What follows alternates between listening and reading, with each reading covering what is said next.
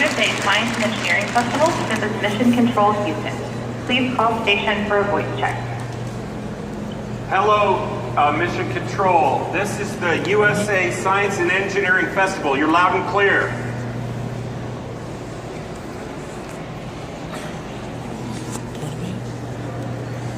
How do you hear me, Capcom? And I've got you loud and clear as well. All right. Hey, Jeff, we see you floating up there right now, waving to the crowd. Yeah. All right. So, Jeff, where are you right at this moment? Where's the space station? We're just heading up over the Atlantic toward Europe. We just passed south of the Bahamas. Prior to that, right over the Panama Canal. I was out trying to get a picture of the Panama Canal, but as usual, it was pretty cloudy. But the Bahamas look beautiful as always. Okay, all right. So we got a little bit of misinformation. We thought that you had been there about 10 or 15 minutes ago and that you were further along. Is that possible?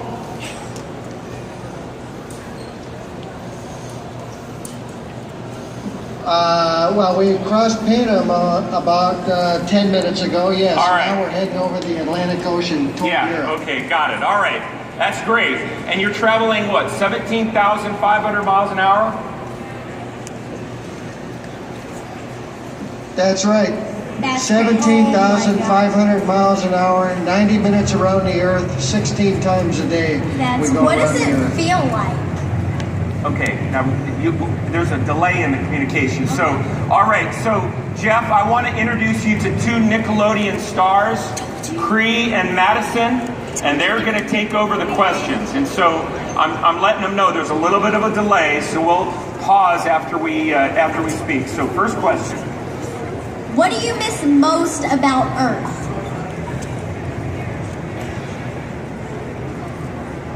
Oh, of course, what I miss the most is my family, being away from my wife and my kids and my daughters-in-law and my grandkids. That's what I miss the most. All right, next question. What have you been working on today?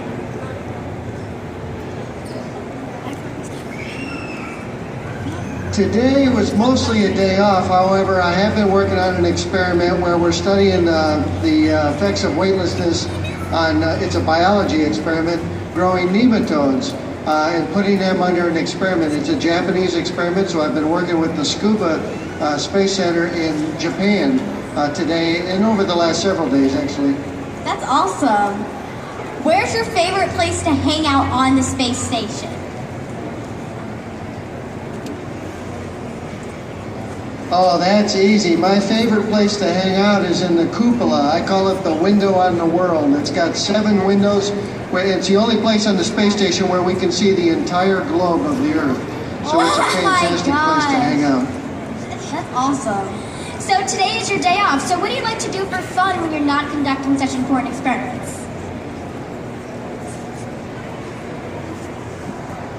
Well, the cupola being my favorite place to hang out, I usually go there with a camera. And it's a camera with a big lens like this. So I love to take pictures of the Earth.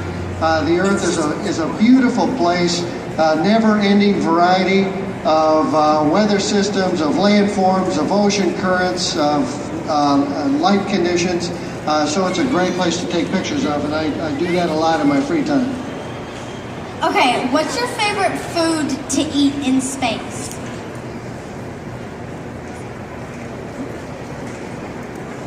Well, I've got lots of favorites up here. I like a lot of different kinds of foods, just like I like on Earth. Of course, we don't get fresh food very often, but we did last week get some fresh fruits and vegetables. And when you haven't had those for a while, those become your favorite, or at least among your favorite things. Awesome. What's your advice for some students here who have an interest in being involved in NASA and space? Well, of course, you're there because you have an interest in math and science and engineering and technology, and that's great. If you have an interest and that's what you want to pursue, I would encourage you to work hard toward that goal. Study hard in school. Find out what doors open before you and enter. Don't be afraid to enter those doors. And when you're shooting for something, when you have a goal out in front of you and you maybe fail, on occasion to progress toward that goal, don't give up. Persevere and continue to work hard and go through those doors that open before you. All right. So, as you know, we're here at the USA Science and Engineering Festival with hundreds of thousands of students who are interested in STEM. Okay, so from your perspective, why is STEM so important?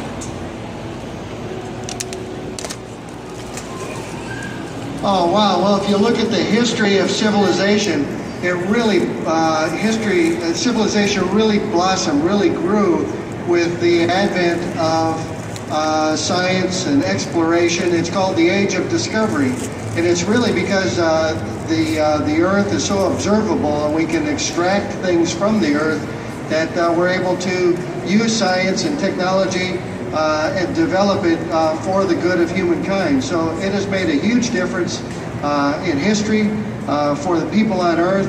So that's why it's so important to continue that exploration and discovery out of this world that we see around us.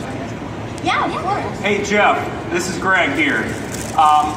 Is it true that you took, on a previous space flight, is it true that you took a photograph of an erupting volcano that actually was not known until the moment that that image was sent down? Is that really true? Tell us that story. That's right. That was in May of 2006, and there were only two of us on board, Pavel Vinogradov and I. And I was back in the Russian segment. I took a break, went back and had a short conversation with Pavel. I think we had a bag of tea. We drank tea through a straw. And I was coming back up here in the laboratory module to continue my work. I looked out the window. I saw the Aleutian Islands off the coast of Alaska. And I grabbed the camera just like this, and I started taking pictures of it. First one island, then the next island, then the next island. And all of a sudden, something didn't look right in that last one. And I went back and reframed the picture, and there was a volcano, brand new eruption. I could see the entire plume. It had just started. So I was able to take 2 or 3 pictures. One orbit later, 90 minutes later, I set the alarm on my watch to be back in the window to take some more pictures, and it was done. It had been, the eruption was complete. My guess is it only lasted 20 minutes or so. I had called Mission Control. They contacted the Alaskan Volcano Observatory. They didn't know about it yet. But they did see the data later. So they verified the eruption. They also had some other satellite imagery that verified the eruption. To my knowledge, to this date, I'm the only one either on or off the planet that happened to see that particular eruption. So it was an exciting day for me personally. That's an awesome story. Thanks, That's Jeff. crazy. All right, ladies, do you have other questions? Well, what is the number one best thing about being in space?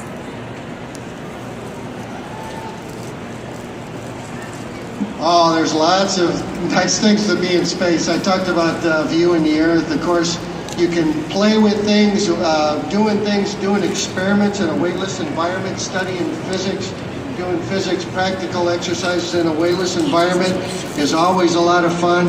All astronauts turn to kids again. We love to play with our food and catch food in our mouth and whatnot. So there's all kinds of great things to do in a weightless environment. Is that like a 400 millimeter lens right there? Is that what that is? Or is it smaller? What size is that thing? No, this is a 400 millimeter lens. Here's an 800 millimeter lens with Wow. a doubler on it. It's bigger than the one that what you know of when you were up here, Greg. But we've got a whole variety of lenses. We got many, many lenses, everything from these big lenses all the way to very wide angle lenses to take all of the photography that we're asked to do, and then of course all the volunteer photography that we choose to do. All right, go ahead, lady. How do you feel whenever you float? Like, what do you feel like? Does it, like, how does it feel? It's difficult to describe. When you first get up here, you feel like everything inside your body starts to float. The organs inside your abdomen float up. Your shoulders, your arms float up, and you feel like you're shrugging your shoulders continually. Then you get used to it after a while. It takes a few days, and then you feel very comfortable. But I would say that it takes about 6 weeks to fully acclimate. And then you get to a point where there is no really logical up or down anymore. You can work in any orientation, and in your mind, you just make anything up or down, depending upon the task that you're doing. You learn how to move around with your feet. You don't need your hands to do it. Right now, I'm hooking my feet in handrails to just kind of push myself around and catch myself, and so you get very accustomed up here after a period of weeks. Wow. So, Jeff, you first flew on the space shuttle in 2000. Yes, it is now 16 years later, so have you noticed any visual differences on the surface of Earth from your view? That's a great question. It is. That is a good question. We hear about that all the time. Frankly, I don't see a whole lot of difference. Now, of course, there's differences in the details. There have been forestry operations, and there have been changes in agriculture. There have been development in agriculture. There's been fields that have left fallow. There have been earthquakes, of course, periodically that have caused damage. There have been storms that have come through, hurricanes that have come through and caused change. But all in all, I don't see a lot of change. Now, I do see changes over time. For example, when I first got here a few weeks ago, the entire Sahara Desert in northern Africa and half of Asia, the eastern part of Asia, was all full of dust storms and very hazy. Now it's cleared out again. So Africa is fairly clear and Asia is starting to clear out. Those things pop up every once in a while and then they go away. I think that's the normal cycles of weather patterns and other phenomena on the Earth. So, Two more questions. all right. Two more questions. So pick your best last question. Okay, so what does it smell like in the space station? Like, what does it smell like? That's a great question. Because right now I would say it doesn't smell like anything. It's a very clean atmosphere. However, I will say when I first got here this time, the smell was very familiar to me, the smell of the space station. It's sort of a laboratory smell. I can't quite explain it. It's unique to the space station, but I found it was very strong when I first got on board. But within a couple of days, I acclimated to it, and I can't smell it anymore. And when I arrived on board, I asked my crewmates about it, and they said, "Oh, we don't smell anything." So you acclimate to the smells here. But I would say it smells sort of like a unique laboratory. Oh, okay. Awesome. All right, so last question. Well, okay, for this round, but we got more after. All right. What is the most amazing thing that you've seen in space?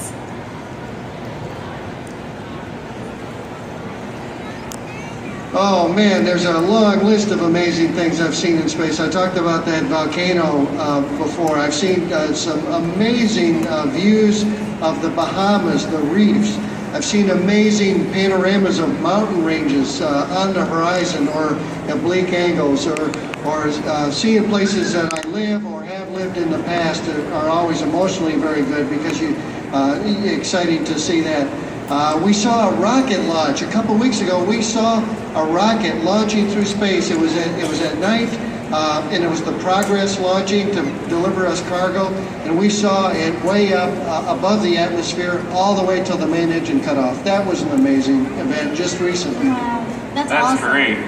Okay, well, Jeff, we have a huge festival here, and they scoured the entire festival for one student, one special student. So come up here while we're talking about the one special student has a question for you, and enter the stage. Come on up. All right. Woo, woo. And what's your name? What's your name? My name is Rachel. Okay, Rachel, nice to meet you. You from around here? I'm from Maryland. Okay, very good. Well, this is Jeff Williams. He's live on the space station, so ask your question. What effect does gravity have on your brain when you're weightless?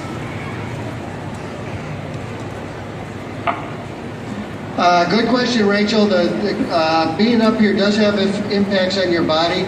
On your brain, I'm not sure, other than I would say that you have to concentrate a little bit more up here than you do on the ground. We have a couple of theories that maybe support that.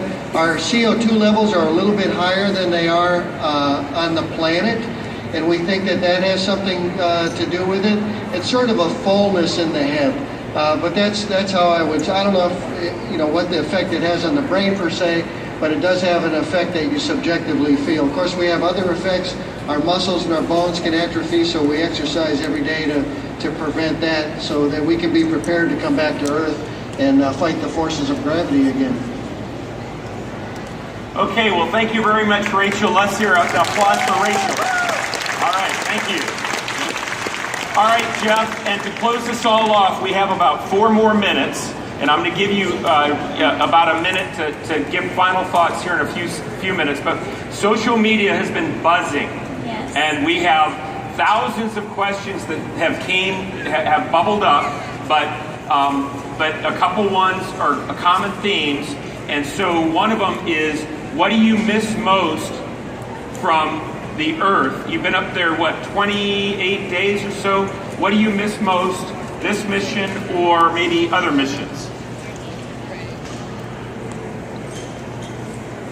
Well, of course, like I said before, I alluded to it before, one of the things you miss most, of course, is your family. Your family, they're on the ground, they're waiting for you. We're busy up here, we're busy every day, but they worry about us a little bit for obvious reasons. This is not it has some risk being up here. It's like all of us, we all love relationships, so family is what I miss the most. Okay, and I was the same, and I guess you ladies asked a form of that question already, but it sounds like the whole world wants to ask you that same question. Okay, here's number 2. What plants would you like to grow in space?